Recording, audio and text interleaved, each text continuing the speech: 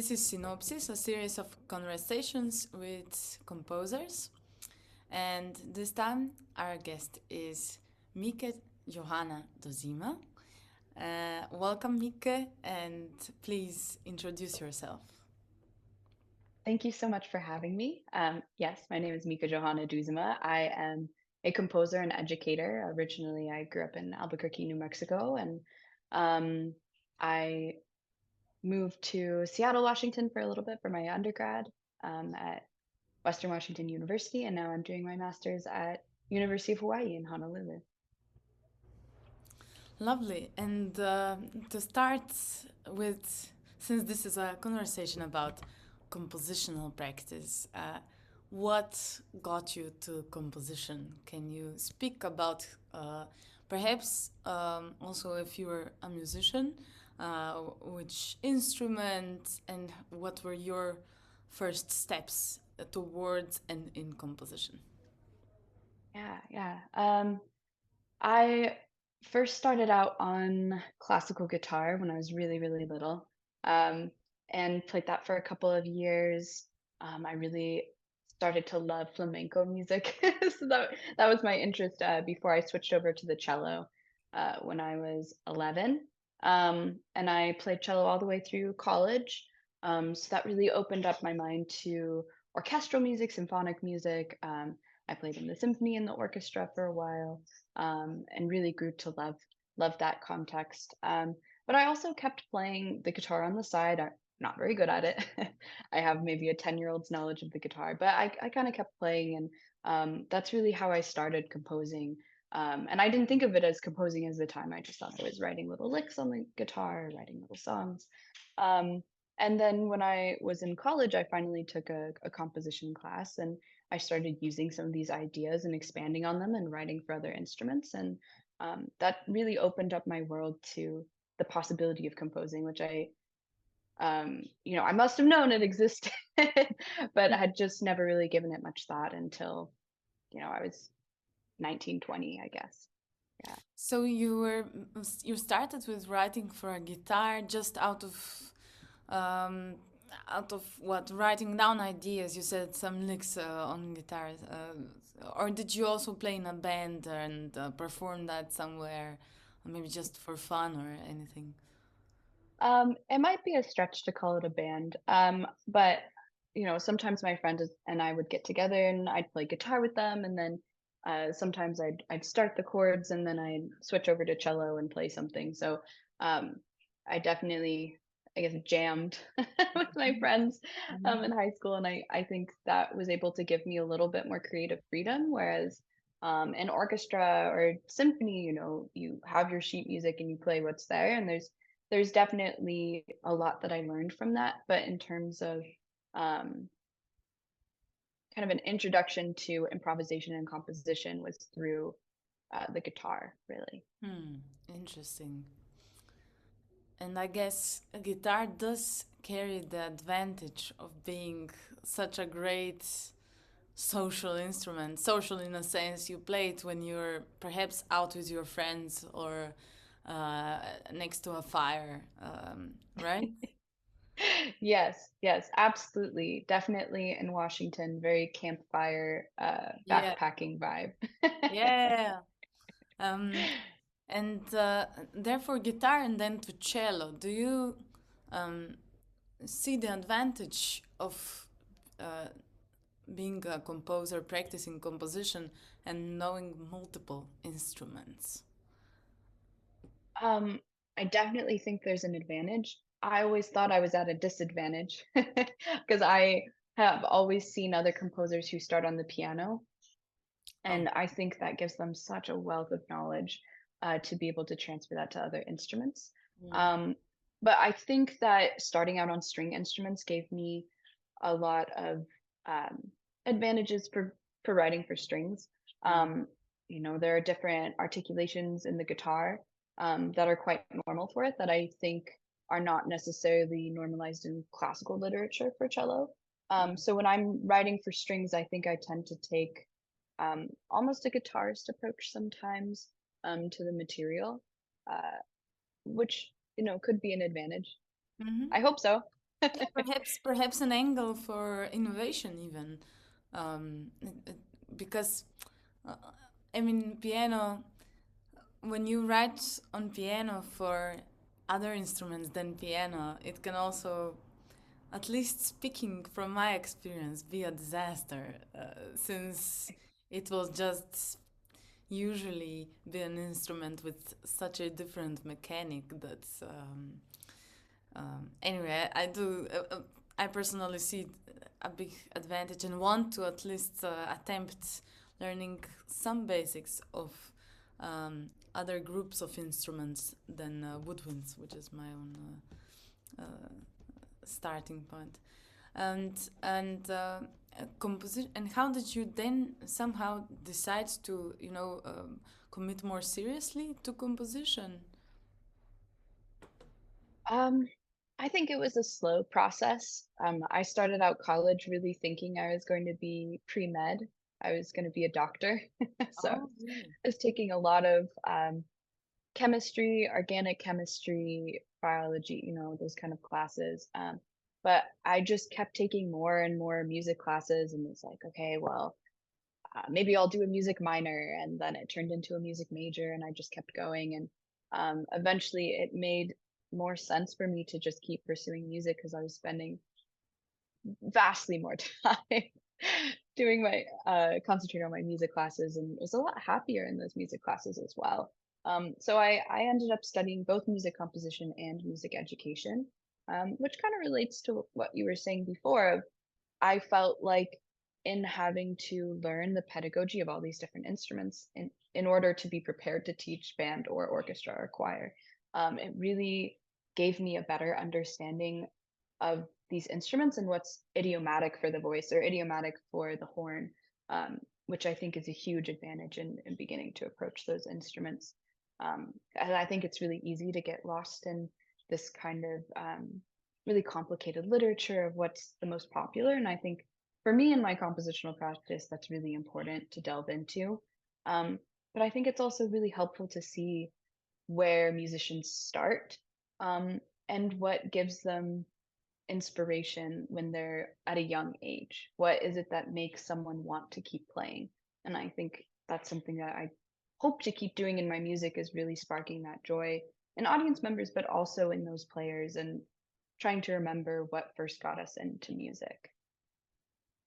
So, and that being the joy of participation or hearing music, I guess, if I understand.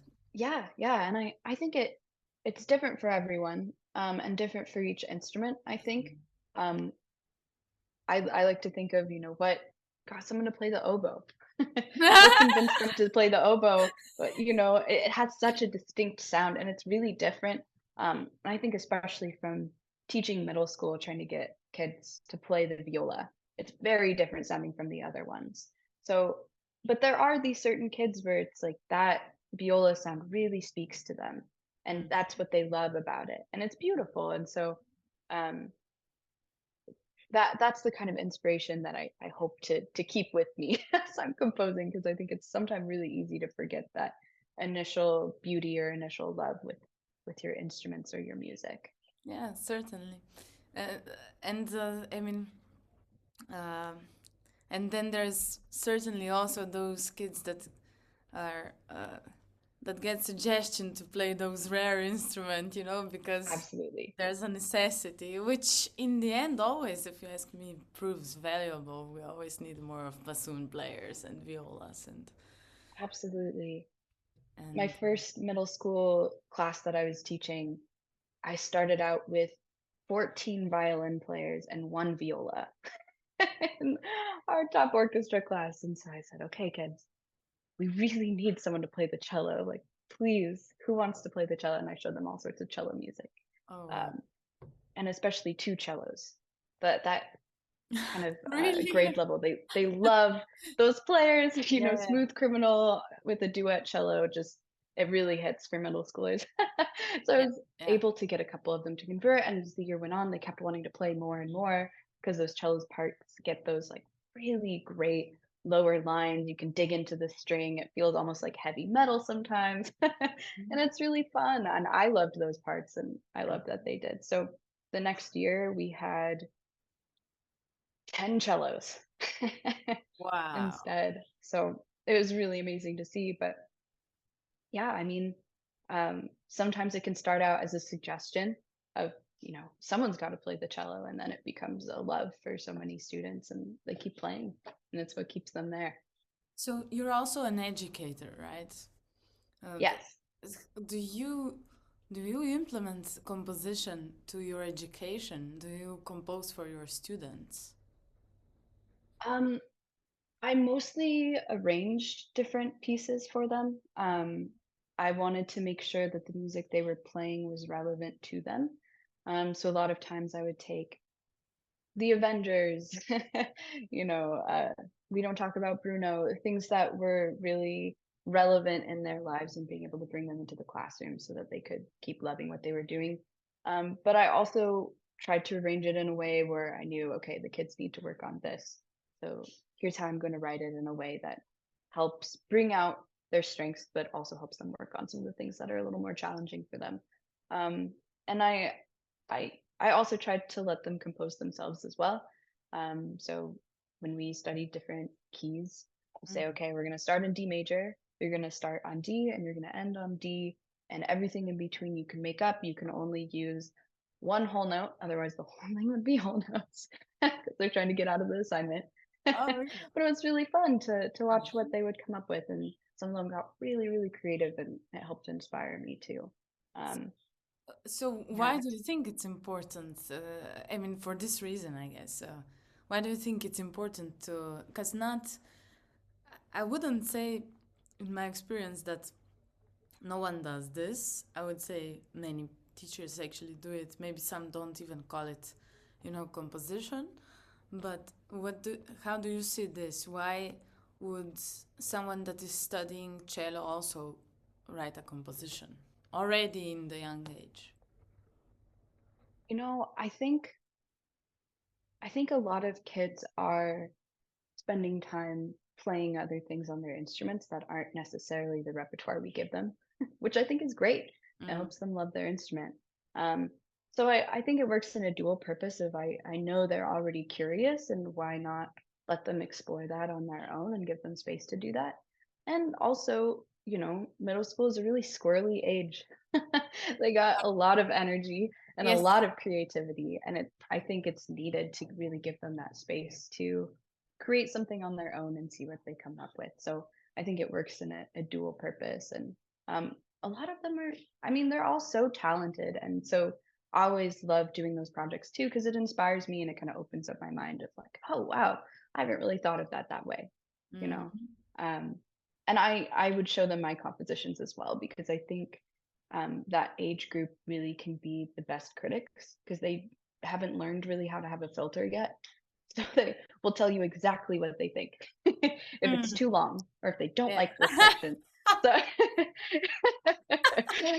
they are very blunt. Yeah. So it was a good exercise for me to be able to show them my own music and be vulnerable with them. And then it made them comfortable to share with me and be like, Miss Doezema, after class, they'd come find me like, look what I wrote. So it was really great for both of us, I think, in that creative process. Yeah. I mean, it's then also I guess it seems more normal to also be a composer because where I come from, composition was always so elevated that no one really, not many people would think of that even being an option for an instrumentalist, for someone who's just a violin player or just a flute player. And I also, in my teaching experience, was assigning the little flautists to compose some things, and then they were like the first reaction was very like, "Are you serious? I cannot do it." And I also think it's important that because in the end, just a melody. and you have a melody, and it's something you start somewhere. It's great in the end. Um, Yeah. do you ever compose? I mean, do you aspire to? You already said you more likely arrange, but do you aspire ever writing also music for children? I've thought about it. I have a, a commission coming up where I'm writing a wind ensemble piece for a former colleague in Washington. Mm-hmm. So that's for her high school band, um, and it's a little bit of newer territory for me because the most I would write for that age group was really writing different exercises for them and arranging. So this one's a little bit new territory since it would be completely original composition for them. It's definitely something I'm interested in. Um, I love the music that's written for wind ensemble, um, like Frank Kelly, John Mackey, those kind of composers. I think do a really great job of engaging kids at that level and being able to create these colors and timbres and textures that I think really excites this age level and keeps them wanting to play and keeps them wanting to play past high school, which I think is really important in education or just in being able to communicate to audiences. Like at least what I do in my teaching and in my composition is I want to keep building that lifelong love of music, beyond the classroom, beyond the concert cycle. Um, so yes, I guess in a long way, yes, I Yeah, would be interested in writing for those age groups. Um, yeah. yeah, and I guess it's important with having in mind how many people discontinue the studies of music to to still keep them engaged in music because anyway, why not still play? Many people report that they still immensely enjoy returning to their instrument, to the Mhm. instrument that they used to study. So I guess it's important to have this distinction as primary music school educators to actually not just building virtuosos and people that will continue to higher level studies, but also just people that have a tight connection to music, also through its performance. Yes, absolutely. And to speak what you said earlier of composition and a lot of times performance can have this veil over it that the only people who can do composing or the only people who can perform are these geniuses and virtuosos. Um, and then when we really look at the lives of those people, we can talk about like Beethoven or any of those composers were really struggling and it was not a clean, beautiful, glorious life. And I also think that there's this veil of only geniuses can do this, and I really think anyone can do it. And of course, composers, we don't want to tell people because we want to be successful, but I really think anyone can compose, and it's not this kind of magical thing, even though we really want it to be. It's really just our own self expression and whether we find people who can identify with that or not. Right, and I guess also goes more towards, I mean, because in the end, the amount of people that we still remember from hundreds of years ago that were composers, that one is very small and will probably stay very small also for uh, contemporary generations in next hundreds of years. However, it's not necessary means to um, becoming composition practice. It's not necessary Mhm. to become one of those masters of, I mean, depends for who, but I guess it could simply be taken in a similar way as we spoke of instrumental performance, which is it's great to know it whether you become a master of it or not, uh, right? I mean, it's first time I'm thinking of this in this way as well. Right, right. Yeah, and really thinking about the future of classical music too, is if we're not introducing young people really to classical music and trying to show a love for it. And of course, classical music, whatever that means, has been changing and changing, and it will keep changing. But if we're not exposing young people to that, it's really going to stop. So it's really in our best interests of people who love this music and people who keep writing or keep playing this music that we devote time to education, and we devote quality time to education, because that's really the future of it as well. Mhm.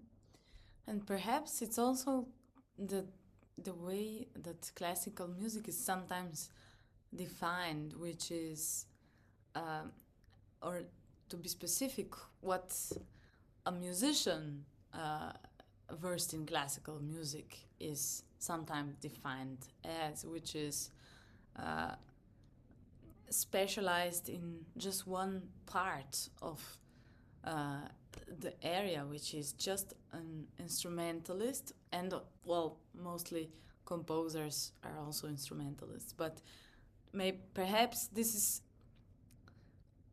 more also to acknowledge that uh, excellent performer might correlate to be an excellent performer might correlate with being at least an average composer or even an excellent composer. You know what I mean?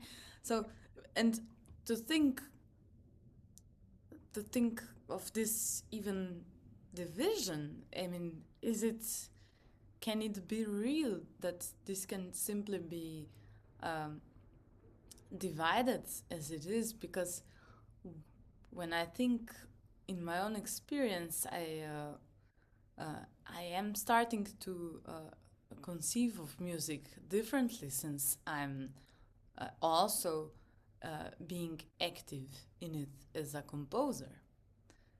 Perhaps it's also time to reevaluate that division already as in your position a pedagogue for small children, as we spoke. But to move on also, I mean, now we really like went into this pedagogical, instrumental, and compositional. Um, what about the composition that you mostly do, compose? Can you speak more to that from, let's say, your biography and from just reading what you have written about your practice as a composer? I see that there's a lot of, let's say, advocation also in there. Can you speak now to the composition that you do on the regular basis? Absolutely. When I first started composing during my undergraduate studies, the kind of music that I was writing was really based in advocacy, and um, at the time I was volunteering as an advocate for domestic violence and sexual assault services in Bellingham, Washington. And so what that meant is that I was able to meet with clients and connect them to different resources, whether that was housing, it could be legal resources, all that kind of stuff. So that kind of work and being able to work with those clients and hear their stories really inspired music from me to be able to tell their stories in a way that was maybe not necessarily gentle, but being able to really speak to their experiences in a way that gave them space not to feel like victims, and to be honest about their experiences. And that work was it was really tough, but it was also really moving. And It really made me want to keep composing, because I felt like I was able to really connect with these people through music. And it showed me the power of music. And after experiencing something like that, it's not something I want to stop after that, because it's so powerful. And not necessarily all of my music is about advocacy. Some of it is about nature. Some of it is just um, experimentation. But that start of having that kind of purpose and kind of emotional intensity is really what got me to keep going with composition. So if I understand, you shared your music with these people, or Yes, I did. you even what composed for these occasions? How did that work specifically? Yeah. There were a couple of pieces that were just from inspirations of clients I had met with. For example, I have a piano solo piece called "I Carry the Weight of Memories," and it was um, something that one of my clients had said during a meeting with them, and I thought that that was so profound in the way that they were speaking about um, the relationships within domestic violence. And so in thinking of that piece, I didn't necessarily share it with that client. But in writing that piece, I really wanted to express through the piano and its own range um, of those dynamics that she was expressing. So in that one, that was a little more maybe disconnected. But in another piece, Unwelcome, I worked pretty closely with the survivor and in sharing her story, and made sure that whatever was expressed through the music or through the program notes was exactly the way that she wanted to express her own story. And she did.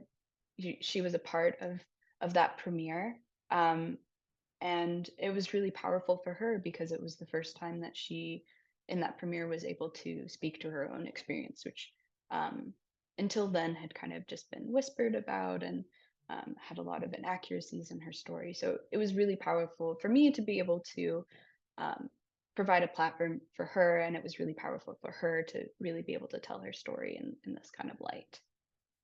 Yeah, I mean, to me, what is very interesting is the music as a necessity, and this kind of an example seems to like just provide with one of the examples how human humans still need music. Uh, I mean, perhaps it sounds silly to even have to make that argument, but still, sometimes you just it still seems so abstract at the moment what we're doing. Uh, we, I mean, let's say composers, um, and especially in music that sometimes today, contemporary, uh, is conveyed through more um, uh, difficult to access sound codes. Uh, Mhm.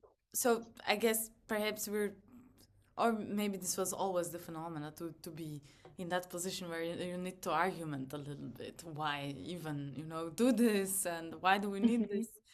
And I'm not saying everything is the same, not at all, but yeah, do you ever consider this,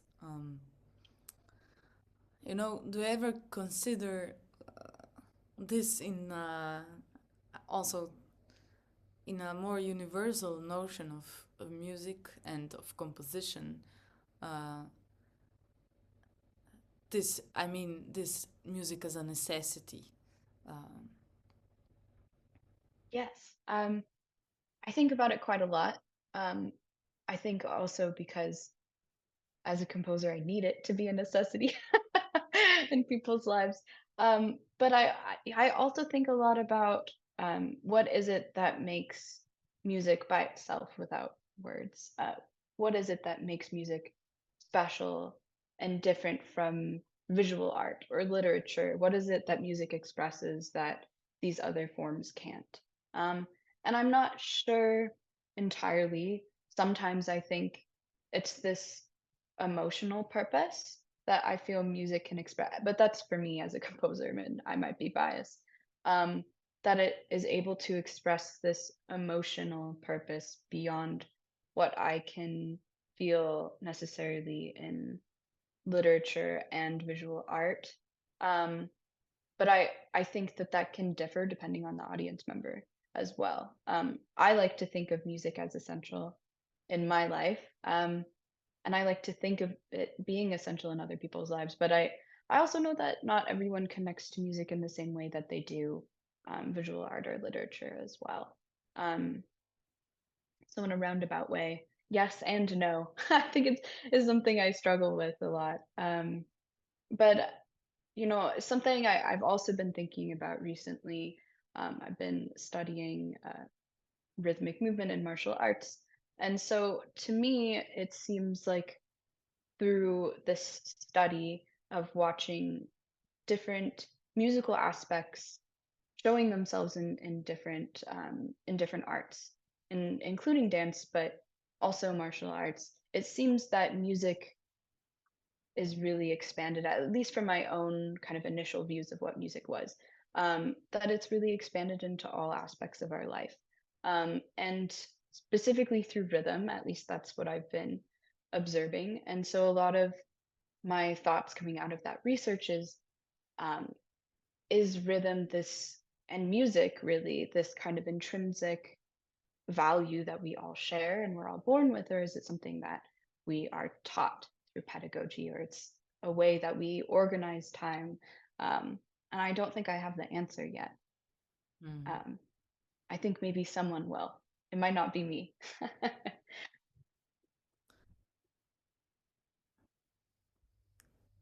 I had a question. Um,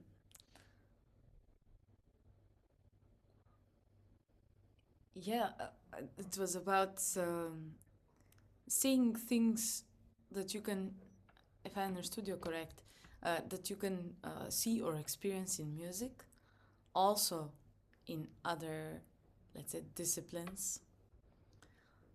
And perhaps it was more of a thought. I have lost it, but it was something in the lines of, I mean, perhaps. Oh yeah, it was. Do you think that? I mean, sometimes what I notice is that um, not being, you know, not coming from a highly musical background, I sometimes notice I still learn like lacking many of my conceptions about music, or that I'm very biased in some of them, and and that I learn of it also through universal, through, let's say, as if those existed through some universal principles from a different field, from a different discipline. Um, like from, tasting from cuisine, from culinarics, about from where you translate the principle from tasting to hearing. Um, and you were now mentioning such different disciplines, from martial arts to teaching. How does this translate in any way to that? So, what you're asking is if are you asking specifically about martial arts or just Yeah, about the for how example. different? Oh, okay. Um, so specifically what I've been looking at is Muay Thai. So Muay Thai is Thai boxing. Um, it's originally derived from Muay Boran, and then has developed different um, scoring and kind of sports practices from British boxing. So it's kind of become its own art, highly popularized in Brazil and now in the US as well. And I started studying Muay Thai. Really, it was just something to do after I got done teaching. I felt like I needed to get out some aggression, some frustration.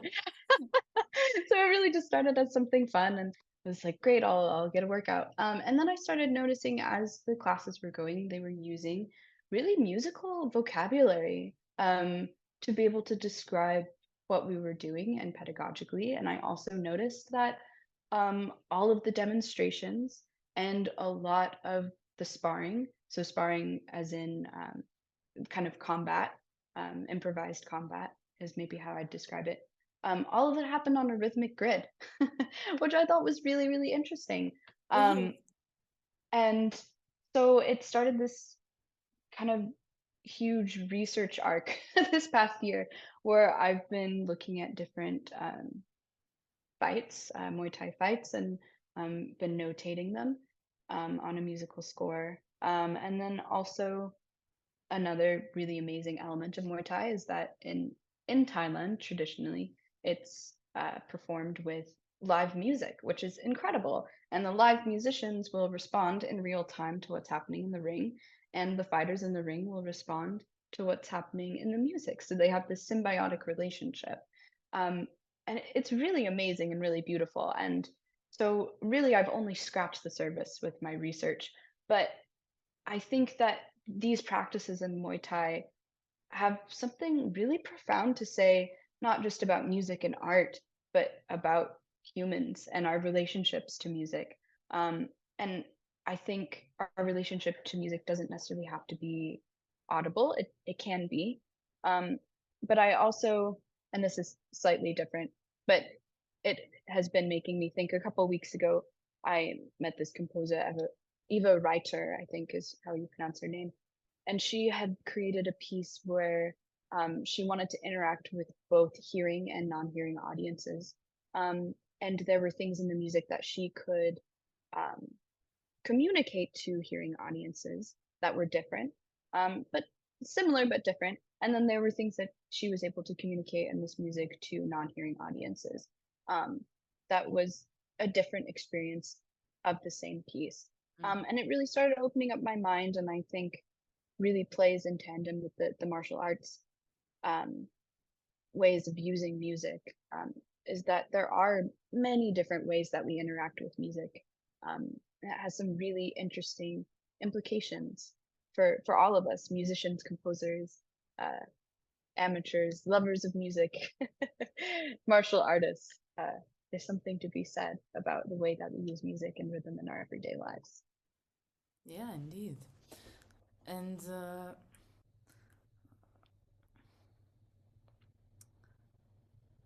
specifically composition, what's I, I always want to then also ask, when it comes to composition, what do you conceive of it as, how do you see composition today, and what do you see for composition in the future, um, based on your experience? Oh, what a good question. And I hope I can do it justice. I know um, it's the questions that are actually, too much, but we still attempt them just to. yeah, yeah, just to see if we can get close Yes. to maybe where it can be. Yeah. Um, it's interesting to be asked that. I just got back from this absolutely fantastic festival in Vienna, Vienna Contemporary Composers Festival, and I was there for 2 weeks and met. Oh my gosh, it must have been upwards of like 25 composers maybe. Um, and it was really incredible. And being able to meet all of these different people that had absolutely completely different ways of approaching music and completely different experiences and thought processes. And some of them were electronic, some of them worked with dancers and were really into choreography and collaborations with choreography. Um, some of them were really focused on rhythm, and some of them really focused on timbre, atonality. Some of them worked in collaboration with another composer and co-composed a piece. Um, so to me, and I mean, maybe at every point in history, some composer has thought this, but to me, it really seems like composition is opening up to everyone. And I've been meeting so many secret composers on the road, and I think so many of the festivals I meet performers, and they, you know, it might take them a little bit to open up about it, but they'll say, like I've been composing too. So I think there's so many people that are composing, and whether they're open about sharing their music or not, um, it really seems like there is a community, at least, of composers and performers who are open to kind of any way of approaching music. And I think that's really exciting. So it's hard to say where I think composition is going, um, but I'm excited for it. I'm excited to see how we can interact with electronics or we can interact with other humans, um, whether it's like body movement or whether we're interacting with the instruments themselves. Are we making new instruments? I think there's a lot of exciting things happening, um, and we just have to give space for it. And what about the fact that, yeah, everyone's, you were mentioning the so many different approaches to composition. What do you think of, can we still say like composition is this, or how, for example, in this world where, first of all, it's fairly easy to access unlimited part of, let's say, the composition archive.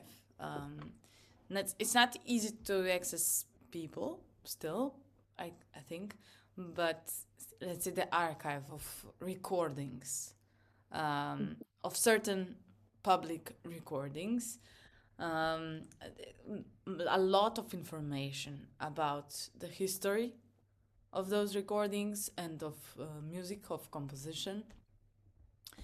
And yeah, so many different things are happening and are accessible to, let's say, an average composition student or composer. What do you, I mean, do we still have a standard for what is composition today? Ah, what a good question. Um, I think in order to answer it, I might share like a short little blurb. Um, One of my mentors, Reena Esmail, she has kind of one foot in the Western classical world, kind of European classical, and one foot in the Indian classical world. And a lot of the times when she's sharing about being able to study Indian classical music, she shared that her own voice, when as a vocalist, was really looked down upon in the Western, European lens because it was a little bit more nasally, and that's not what's valued there. But then when she went to India, that's exactly what was valued in that culture, and that was a shown sign of beautiful singing. And so I think in that way, the more that we try to define composition, which kind of seems like an easy out maybe, but the more that we try to define it, the more that we close it in. um, and I think that's a really, I think it can be sometimes a dangerous thing to do.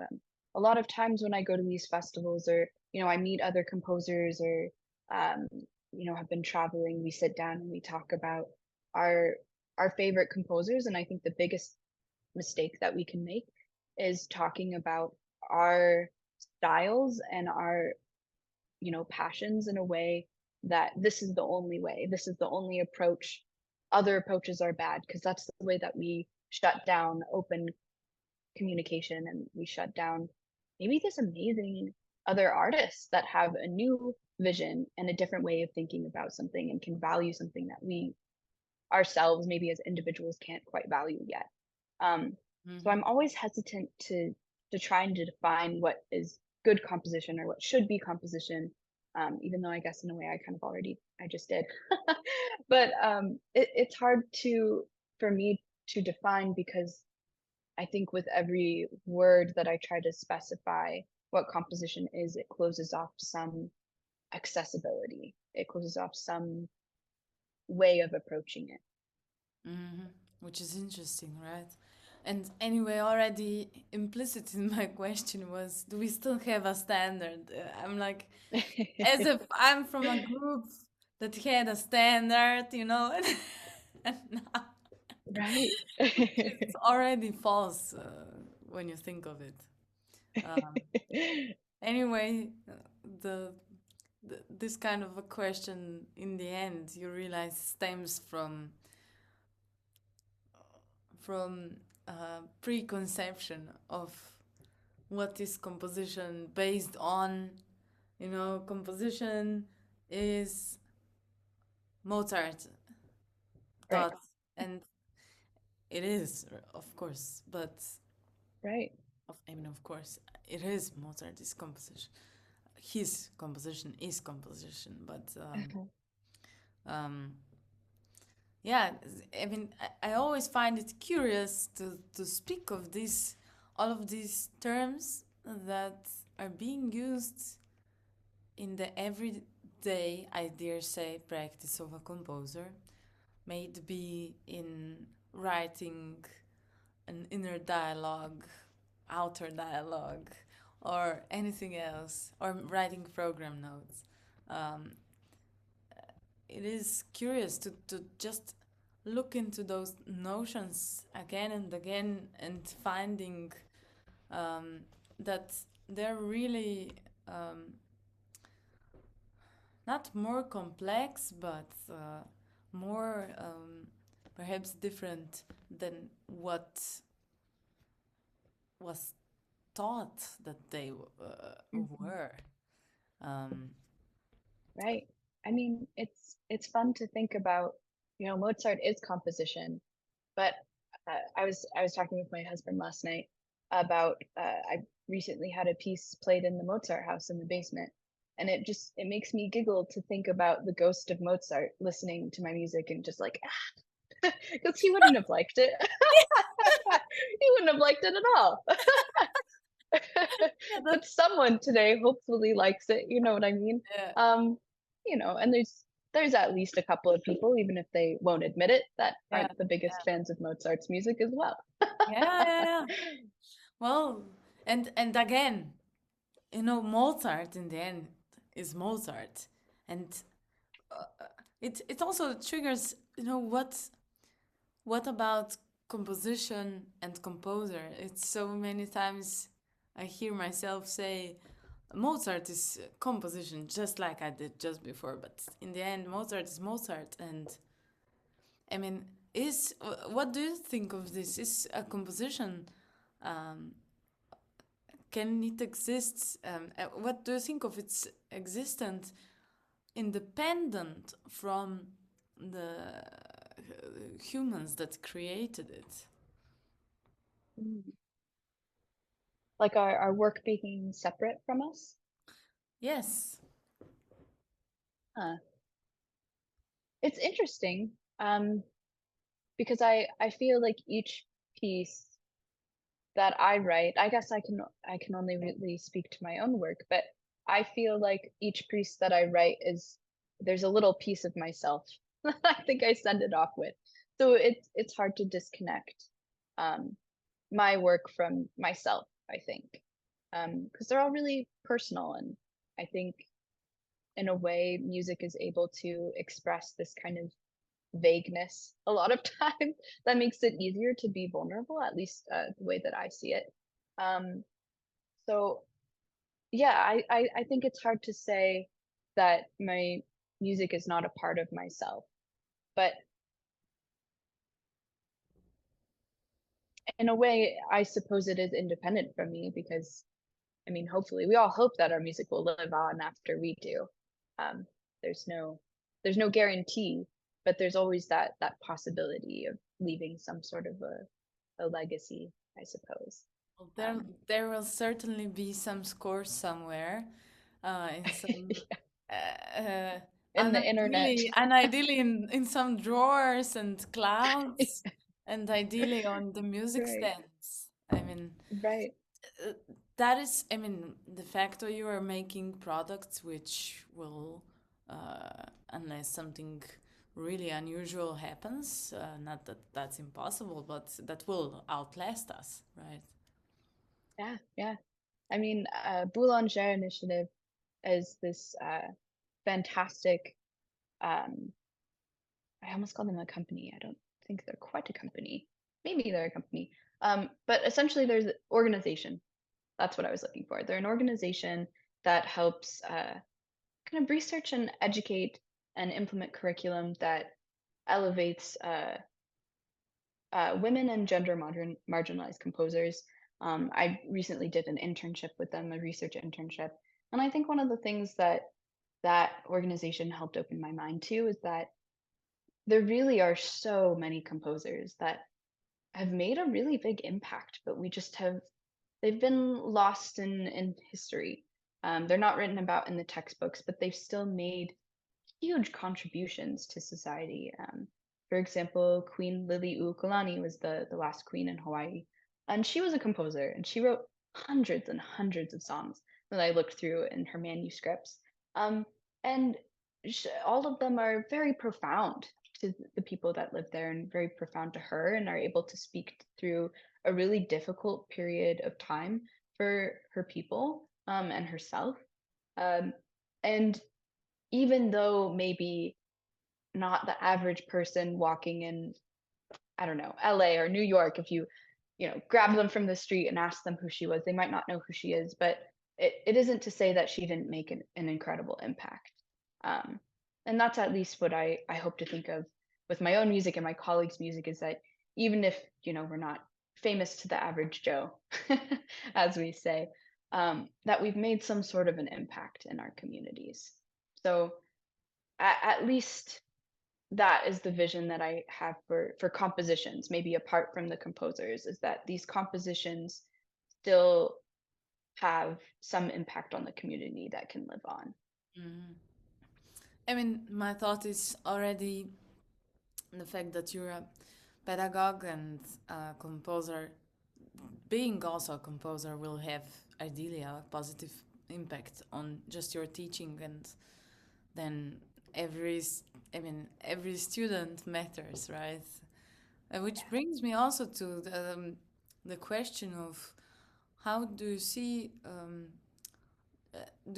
any people and mentors, professors that were important uh, in your formation as a composer? Absolutely. There's so many people. So many people have been so important to my journey. I think of, my composition faculty back at Western Washington University, um, relatively small composition program, but they made a huge impact and really encouraged me to keep going. Um, and were really invested in encouraging me. I think in expressing my own music, I think it's really common to find professors and teachers and mentors who are more interested in carrying on their own legacy through their students. They're not necessarily interested in their students' vision. And I think that's really important in being an effective educator, I think, is really encouraging your students' visions, even if it's different from your own, or they might value something different from you. So I think those composers and those mentors like David Sirkin Ludwig, Reena Esmail, Alexandra Gardner.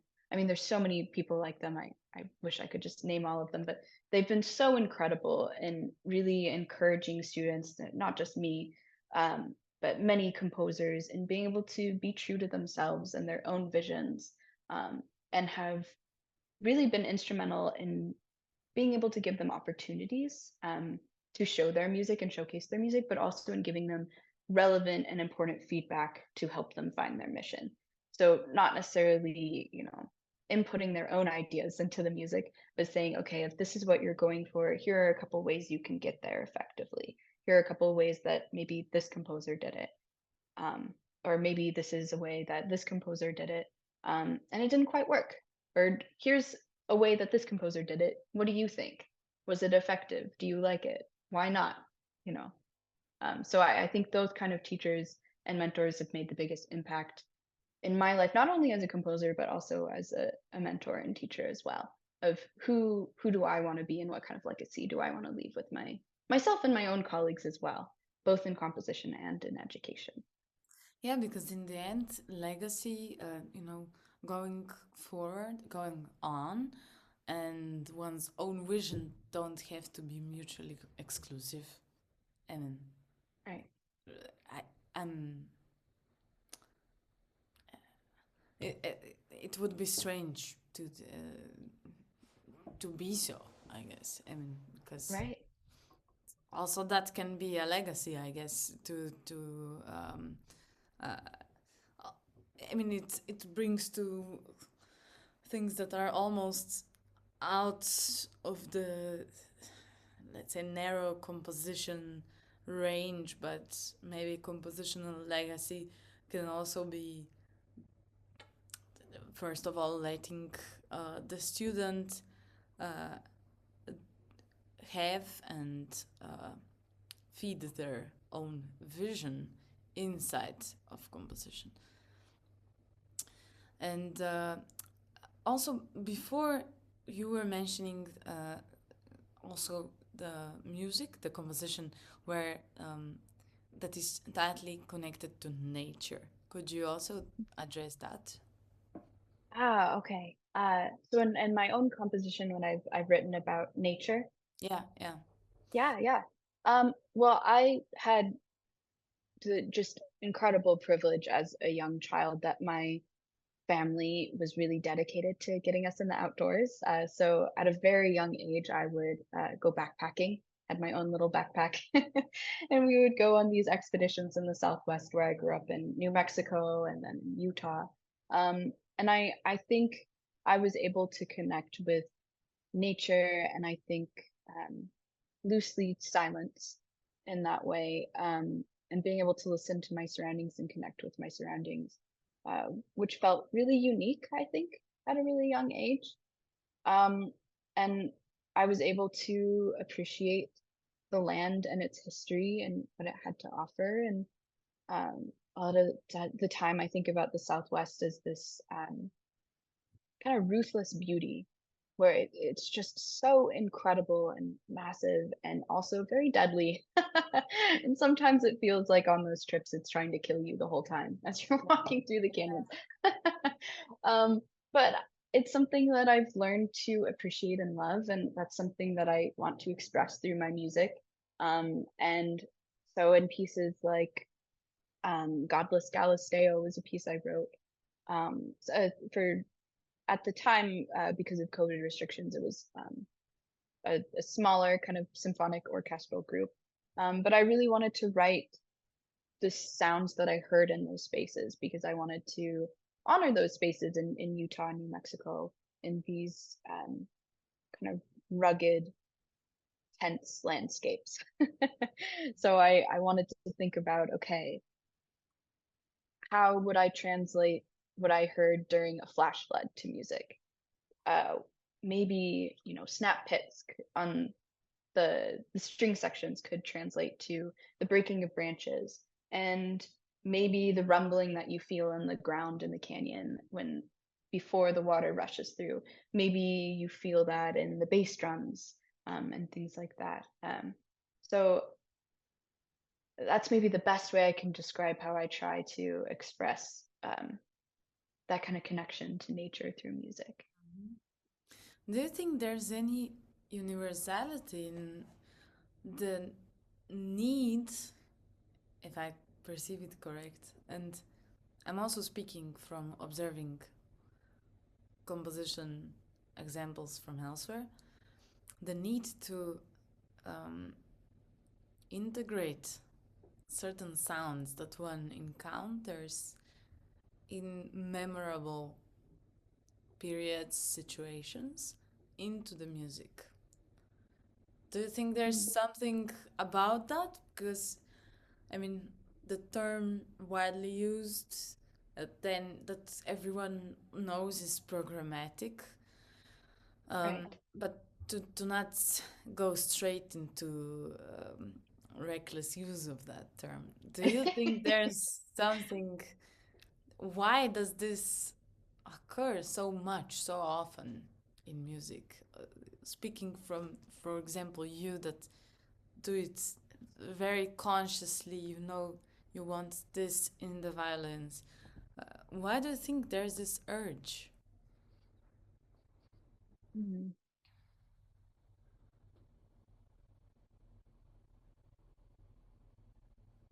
What an amazing question.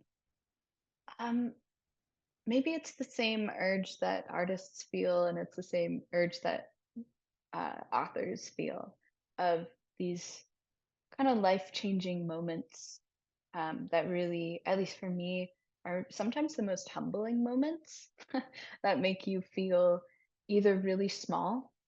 or really connected, or sometimes both, really small and connected, that I think are so powerful in your own kind of individual growth that it feels like it must be expressed somehow. Mm. Um, I'm not entirely sure where that comes from. Maybe it's the need that, I feel connected in this way and I want other people to feel connected in this way. And maybe it's just a part of human nature that we want and need to share that as, Mm. social creatures. I like to think that, other animals probably do so in their own way as well. This need for social connectivity, and ways of expressing that. Um, yeah, I want someone to write a paper on it. I want someone to do some research. All right. Perhaps something to conclude the conversation. One thing that you want, two messages. One for people that will listen your music, for someone that will listen to this and go to listen to your music, your recordings of your compositions, and second message for, and let's say, any uh, aspiring composer or young composer, which you're also still a young composer, but let's say for someone that is listening to this from that perspective. Sure, okay. Maybe for the audience members, I'll speak to first. I hope that when listening to my music, it either feels like they're seen. I think that's something that I always hope for when someone's listening to music, that they feel like something that's expressed in it is speaking to their own experience. And on the flip side of that, sometimes I hope that if that's not their experience, that if there's something in the music that's being expressed that opens their mind to something else, that it hopefully is inviting them into a space to experience something, whether they connect with it, whether it's something they've experienced or not. So I hope that's what my music does, all in its own different ways, and each piece has its own purpose. But that's what I hope my music can do for those audience members.